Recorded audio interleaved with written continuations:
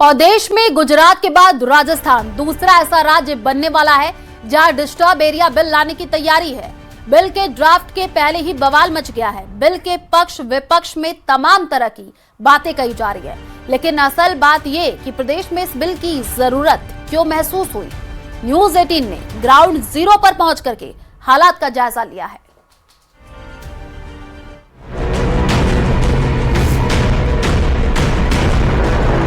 न किसी समुदाय विशेष न किसी धर्म विशेष के खिलाफ है। ये सभी नागरिकों के हित में ये बिल लाया जा रहा है। देखिए, अशांत क्षेत्र घोषित करने के लिए ये प्री रिक्वायरमेंट है, प्री कंडीशन है, उसकी जांच होगी। जो विभिन्न फैक्टर है उसमें अगर सही पाया जाएगा तो इसकी रिपोर्ट आएगी। सरकार कई स्तर पर इसकी जांच कराएगी और संतुष्ट होने के उपरांत इसको अशांत क्षेत्र घोषित करेंगे। और अगर बार बार इसका कोई उल्लंघन करेगा तो 3 से 5 वर्ष की सजा। प्रदेश सरकार 28 जनवरी से शुरू होने वाले विधानसभा सत्र में डिस्टर्ब एरिया बिल पेश करने की तैयारी में है, जिससे सूबे की सियासत में जबरदस्त कोहराम मचा हुआ है। गुजरात के बाद राजस्थान इस तरह का कानून बनाने वाला देश का दूसरा राज्य होगा। लेकिन बिल के ड्राफ्ट सामने आने से पहले ही पॉलिटिकल पार्टियों और सामाजिक संगठनों ने इसके खिलाफ आर पार की जंग का ऐलान कर दिया है। कांग्रेस ने इसे संविधान विरोधी और समाज विरोधी बताते हुए चेतावनी दी है कि वो राजस्थान को गुजरात मॉडल की प्रयोगशाला नहीं बनने देगी। मैं समझता हूं कि कैसे आप अशांत क्षेत्र तय कर दोगे, कैसे जनसंख्या के बारे में आप तय कर दोगे, कौन से संविधान में ये बात लिखी हुई है। आप केवल शांति नहीं, डर का माहौल पैदा करना चाहते हो। दंगे रोकना नहीं, दंगे भड़काने का काम करना चाहते हो। आप अपनी सरकार की नाकामी को छिपाने के लिए इस तरीके के गुजरात मॉडल को लेकर के आते हो, जिसमें भय है, डर है। कैबिनेट की मंजूरी के बाद विधानसभा में डिस्टर्ब्ड एरिया बिल लाया जाएगा। यहाँ पारित होता है तो राज्यपाल को मंजूरी के लिए भेजा जाएगा। राज्यपाल की मंजूरी के बाद ये कानून का रूप ले लेगा। सूत्रों के मुताबिक इस बिल में कुछ खास प्रावधान होंगे। कलेक्टर किसी खास इलाके को डिस्टर्ब एरिया घोषित कर सकता है। कलेक्टर की इजाजत के बाद ही कोई व्यक्ति अपनी प्रॉपर्टी दूसरे धर्म के व्यक्ति को बेच सकता है। कलेक्टर को बताना होगा कि वो अपनी मर्जी से प्रॉपर्टी बेच रहा है और उसे उसकी सही कीमत मिल रही है। ये कानून कलेक्टर को प्रॉपर्टी की डील को कैंसिल करने का अधिकार भी दे सकता है। कलेक्टर को लगता है कि किसी खास इलाके में जनसंख्या संतुलन बिगड़ रहा है तो वो डील कैंसिल कर सकता है। कानून का उल्लंघन करने पर अधिकतम 5 साल की सजा का प्रावधान होगा। कि किसी भी घुसपैठिए के लिए राजस्थान में कोई स्थान नहीं है। हम एक घुसपैठियों को बाहर निकालेंगे, किसी घुसपैठियों को नहीं रहने देंगे। लेकिन जब हम घुसपैठियों की बात करते हैं तो उनके पेट में मरोड़े मारते हैं। राजस्थान में फिलहाल एक सियासी बवाल डिस्टर्ब एरिया बिल को लेकर के मचा हुआ है। इस बिल को लेकर के सत्ता पक्ष का कहना है कि डिस्टर्ब एरिया बिल के जरिए डेमोग्राफिक इम्बैलेंस को बैलेंस किया जाएगा। वहीं पर विपक्ष का सीधा आरोप है कि ये संवैधानिक अधिकारों का हनन है। इस बिल के जरिए एक समुदाय विशेष को एक विशेष क्षेत्र में ही सीमित करने की तैयारी की जा रही है। फिलहाल अगर एक लाइन में देखा जाए तो डिस्टर्ब एरिया बिल को लेकर के जो बवाल मचा है ये थमने वाला नहीं है। फिलहाल राजस्थान के अंदर आगामी विधानसभा सत्र में भी ये मुद्दा बड़े जोर से गूंजने वाला है। एक लाइन में अगर देखें तो ये तमाम हालात और सियासी टकराव वाले होने वाले हैं। फिलहाल राजस्थान में अगर बात करें तो बड़ा सवाल जो है वो ये है कि इस बिल की आखिरकार जरूरत ही क्यों पड़ी। विशेषज्ञों की अगर बात माने तो इस बिल का सीधा असर उन तमाम क्षेत्रों में, खास इलाकों में, कस्बों में, शहर में पड़ेगा जहां पर तनाव रहता है। गुजरात के बाद राजस्थान देश का दूसरा राज्य बनने जा रहा है जहां डिस्टर्ब एरिया कानून लाने की तैयारी की जा रही है ताकि धार्मिक संतुलन बना रहे और किसी तरह की कोई समस्या उत्पन्न ना हो। लेकिन इससे पहले ऐसे कई इलाके मौजूद हैं जहां धार्मिक और जातीय असंतुलन के कारण पलायन की स्थिति बनी। अजमेर की दरगाह क्षेत्र के आसपास कई इलाके ऐसे हैं जहां से हजारों लोगों ने पलायन किया, या यूं कहें कि उन्हें पलायन के लिए मजबूर होना पड़ा। अजमेर ख्वाजा गरीब नवाज की दरगाह के आसपास पहले बड़ी संख्या में हिंदू समाज के लोग और बढ़ियों के साथ साथ सिंधी समाज के लोग रहा करते थे, लेकिन लगातार यहाँ पर मुस्लिम बाहुल्य क्षेत्र होने के कारण लगातार जो लोग हैं हिंदू समाज के हों चाहे सिंधी समाज के हों वो यहाँ से विस्थापित होने लगे। ये आपको मैं मंदिर दिखाऊं, ये जैन मंदिर है जो किसी जमाने में यहाँ पर पूजा अर्चना हुआ करती थी, लेकिन हाल ही के दिनों में यहाँ पर जो है अब दिन भर इसमें ताले रहते हैं और इसकी जो हालत है वो भी जीर्ण होने लगी है। इसका एक मुख्य कारण है कि आसपास में तमाम जो लोग हैं वो जो है समुदाय विशेष के कह लें या मुस्लिम समाज के कह लें, जिनकी आसपास में जो है गेस्ट हाउस बन गए, दरगाहें बन जो है यहाँ पर होटलें बन गई और उसके बाद जो है यहाँ से कई लोग उनके पास या उनके जो रहन सहन है उनके जो है रहन सहन से वो खुश नहीं थे और इसके कारण जो है वो यहाँ से चले गए। ये आपको दिखाऊं, ये पीली जो बिल्डिंग है ये बहुत पुरानी जो है साधु संत जो जैन समाज के हुआ करते थे उनके ठहरने के स्थान हुआ करते थे, लेकिन अब जो है इस पर भी ताले लगे हुए हैं। ख्वाजा गरीब नवाज की दरगाह के आसपास आजादी के पहले बड़ी संख्या में जैन, हिंदू और सिंधी समाज की हवेलियां हुआ करती थी, लेकिन अब हालात बदल गए हैं। हिंदू, जैन और सिंधी समाज की हवेलियां खाली पड़ी हैं। कई हवेलियां और मकान गेस्ट हाउस और होटल में तब्दील कर दिए गए हैं। इस बदलाव का कारण स्थानीय निवासी मुस्लिम समाज के बढ़ते प्रभाव और क्षेत्र में आतंक के साथ ही गंदगी और खराब माहौल बताते हैं। मतलब 4-5 जने ही हैं। कितने मकान थे पहले? पहले तो टोटली हिंदू थे ना, तो सारे सिंधी और हिंदू थे यहाँ पे सारे। चलाट बोलने में रहते थे थोड़े से बस, बाकी नहीं तक तो ठेठ तक हो गए नीचे तक। मेन कारण जो है वो बच्चों को बाहर नहीं निकलना, ये अब तो भाई वैसे जहाँ सिगरेट, गालियाँ, गुप्ता अनशन होता रहता है, नशा तो यही चलता रहता है इस गलियों में, तो आम बात हो गई है। तो इस माहौल में कोई रखता भी नहीं अपने बच्चों को।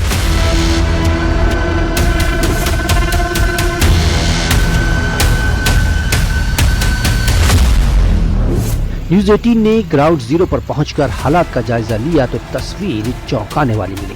सिंधी समाज से ताल्लुक रखने वाले तुलसी सोनी बताते हैं कि वो पाकिस्तान से विस्थापित होकर यहाँ आए थे।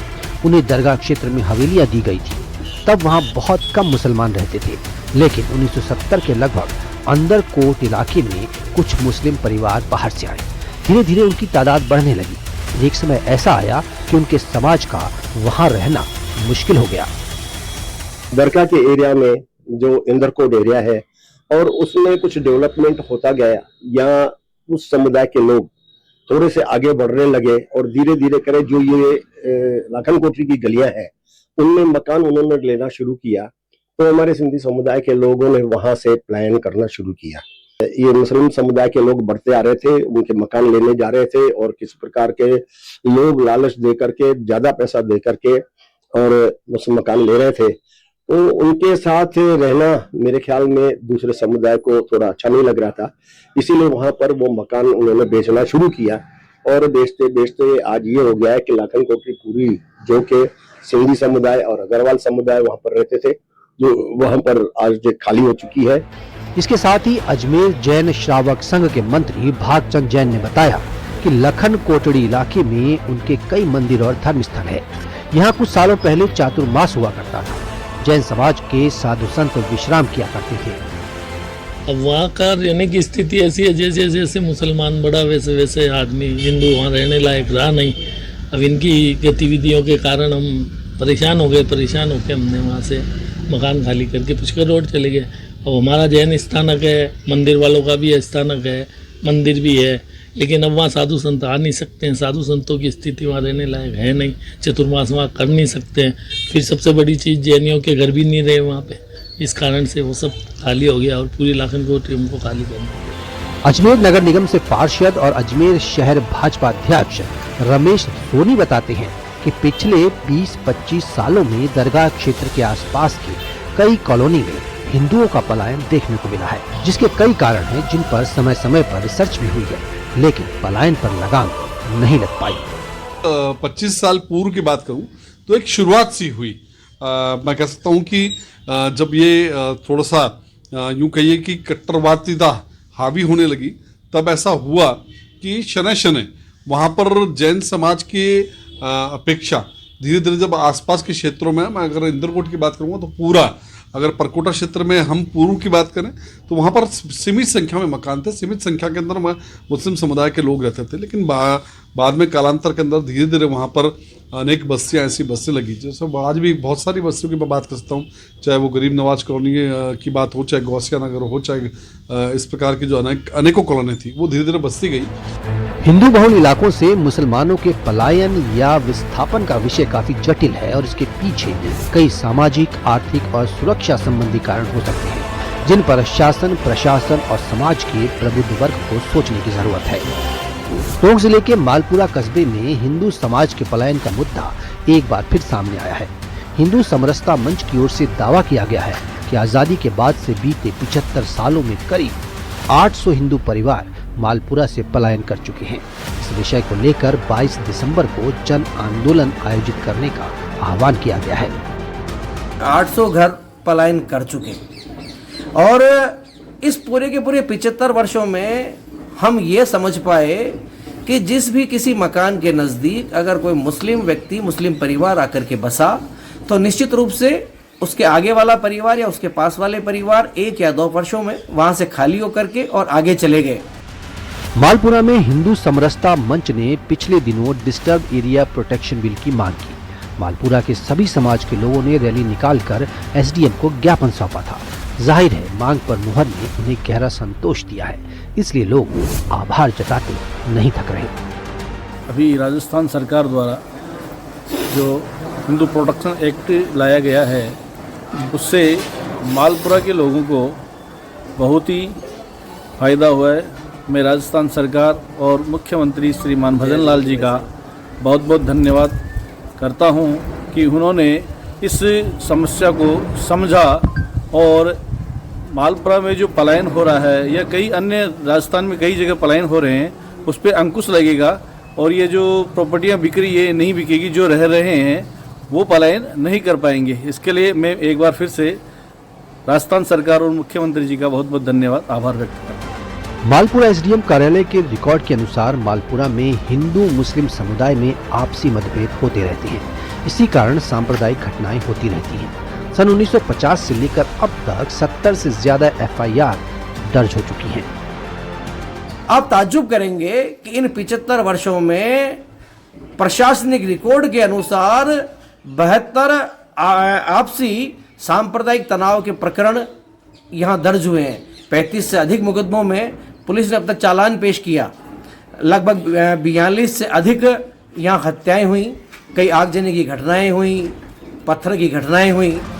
जयपुर में विश्व हिंदू परिषद के राष्ट्रीय प्रवक्ता अमितोष पारिक ने विधेयक का समर्थन करते हुए कहा कि ये कोई सांप्रदायिक कानून नहीं है, बल्कि अशांत क्षेत्रों में शांति बनाए रखने के लिए बनाया जा रहा है। उन्होंने कहा कि गुजरात में पहले से ही डिस्टर्ब्ड एरिया एक्ट लागू है, जिसे सुप्रीम कोर्ट में चुनौती दी गई थी, लेकिन वहां की पीठ ने इसे संवैधानिक करार दिया था।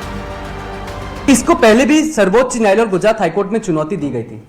जमात Ulama Hind versus state of Gujarat, SLP number है 29024/2024। माननीय सर्वोच्च न्यायालय की पीठ थी justice Dipankar Datta and justice Prashant Kumar Mishra. पीठ ने इसको कॉन्स्टिट्यूशनल माना था और जो पिटीशन लगाई गई थी जिसमें sale of transfer of property को रेस्ट्रिक्ट करा जाए उसको खारिज नहीं करा गया था। विश्व हिंदू परिषद से जुड़े लोग मानते हैं कि जब भी इस तरह का कानून लाया जाता है तो उसे सांप्रदायिक रंग देने की कोशिश होती है, जबकि इसका उद्देश्य केवल कानून व्यवस्था और सामाजिक संतुलन बनाए रखना होता है। डिस्टर्ब एरिया बिल का अगर असली मकसद ये है कि किसी विशेष क्षेत्रों से पलायन को रोकना है और ये अपने मकसद में कामयाब होता है, तो हो सकता है कि इसके मकसद को लेकर के कोई शक ना किया जाए। लेकिन जिस तरह के कायदे, कानून और नियम बनाए जा रहे हैं, जिसमें प्रॉपर्टी के लेन देन और खरीद फरोख्त को लेकर के जो सरकारी मशीनरी का इन्वॉल्वमेंट होगा, उसमें बड़ी जो एक तरह की गुंजाइश है वो कहीं ना कहीं भ्रष्टाचार की है। फिलहाल जिस तरह के खरीद फरोख्त और लेन देन में अगर इसके जरिए भ्रष्टाचार को बढ़ावा मिलता है तो बड़ा प्रश्न चिन्ह उठ जाएगा, क्योंकि जिस तरह के हालात हैं इसमें जिन क्षेत्रों के अंदर चिन्हित किया जाना है, जो शर्त और नियम लागू किए जाना है, फिर बाद में कहीं ना कहीं ये पूरा मामला सरकारी अधिकारियों की अनुमति और उनकी मर्जी के ऊपर टिका रहेगा। ऐसे में देखना ये होगा कि डिस्टर्ब एरिया बिल के जरिए जो इसका मकसद है वो कामयाब हो पाता है, या फिर इसके जरिए जो गुंजाइश भ्रष्टाचार की है कहीं ना कहीं उसके भी जो एक तरह से अनुमान है वो भी क्या हो सकता है। कैमरा पर्सन अशमित योगी के साथ में अरबाज अहमद, न्यूज़ 18 के लिए जयपुर से।